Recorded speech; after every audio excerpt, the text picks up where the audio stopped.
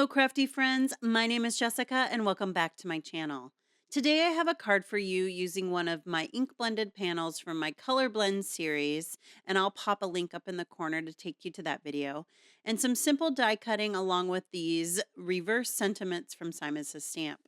I went ahead and cut the background panel twice out of some 110-pound Neenah Solar White, and I did that because I want to give it a little bit more loft. I just learned that term. That's the thickness with the height of an image. And so these are going to go ahead and glue them together just to give me a little bit more dimension when I add them over the top of the ink blended panel. I am a fiddler when it comes to a few things regarding card making, one of those being making sure that my die cuts are lined up. So you see here, I am pushing on the thicker parts of this die cut to try to get them to line up on the outside and the inside. And then I put this stamp block on top because I do not use these for stamping, but I put it on top to put some pressure on that to ensure that the two panels glue together. Now, I went ahead and did this Charming Daisy. This is from the newest release in January from Simon Says Stamp. And I love how they're doing these florals where they're all connected and you can do them as one pass. Some might think that this can lead to waste, but I love it. I keep all of the extras that I don't use. I just put them right back in the envelope. But I love it because it's just one single pass through to get all of the die cut images taken care of. I went ahead and die cut them out of gold matte cardstock and gold glitter, but I'm going to go ahead and build this panel so that I can get a little bit more of a visual when I start building the florals. I'm going to add this to the panel using some Gina K Connect glue. It's the same glue I used to glue the panel together. And I chose that because it's going to come out a little bit faster than my Barely Art glue, which has a thinner tip. And so I like to do that when I have more space that I need to cover more quickly and larger areas. So there I'm just showing you that how the gold looks on that panel, and I'm really excited for how this card turns out with these two colors. I thought it would be really cool to layer both golds together. So I'm going to do a shadow layer by offsetting the layers when I glue them together of glitter. And then I'm going to use that matte cardstock on top to give a really fun little dimension. Now, I do struggle with this right here.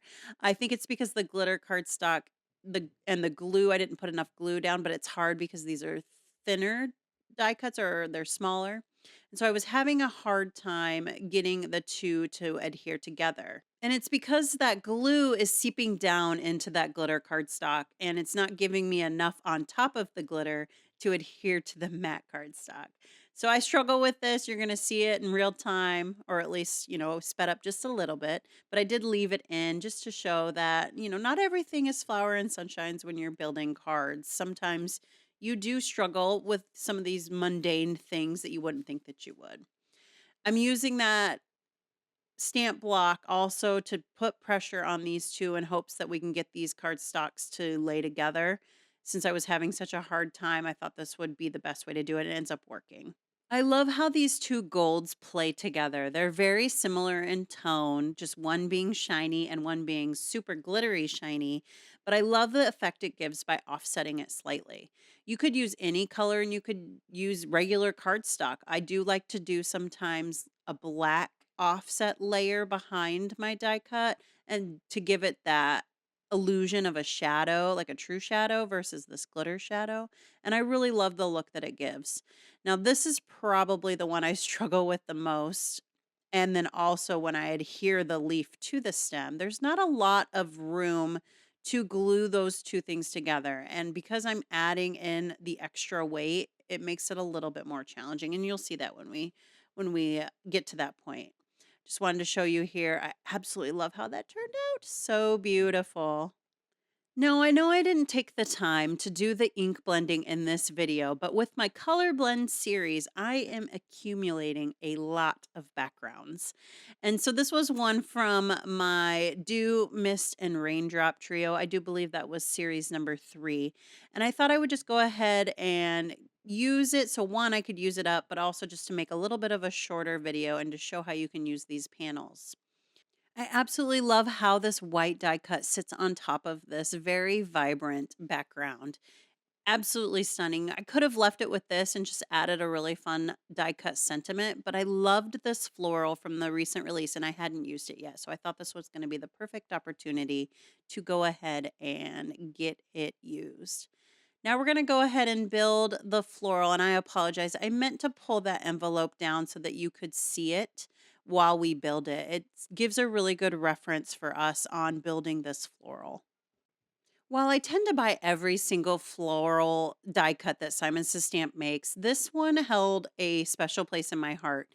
My oldest son's birth flower is daisies, and so I do have it in various ways to ensure to give me little reminders about him throughout. I have a t-shirt and a sweatshirt, and now I have a card and a die cut that I can always think of him when I create. Now, here's one of the hardest things I tried to do was adding this leaf onto this stem. I was really struggling, like one because of the metallic cardstock slick and then just liquid glue. So I finally get it, but not without a little bit of trial and error. I did get some glue onto my die cut, and I have a solution for that. You might have saw me using that little eraser over to the right.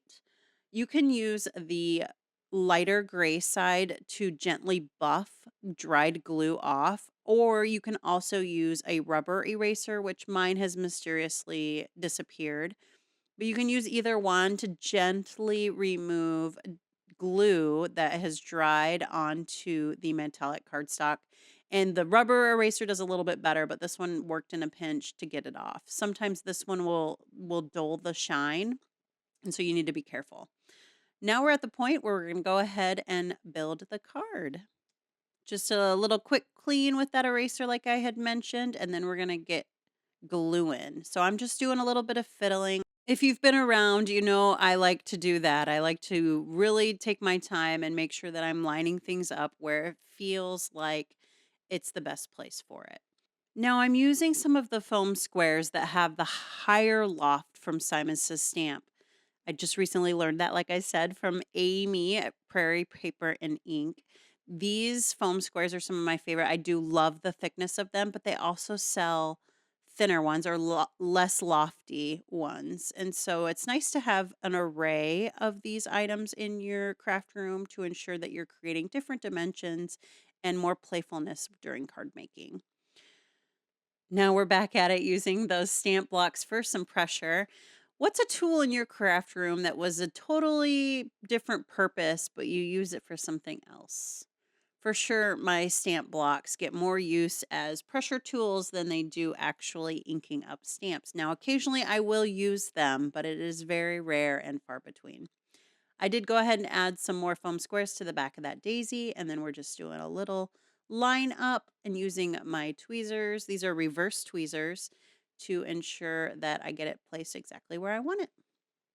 Up next, we're going to go ahead and pick a sentiment. I love CZ's designs and snarky and perfect little sentiments that she comes up with for these little additions to your cards. So I went ahead and I found the one that says, "You are my bestie."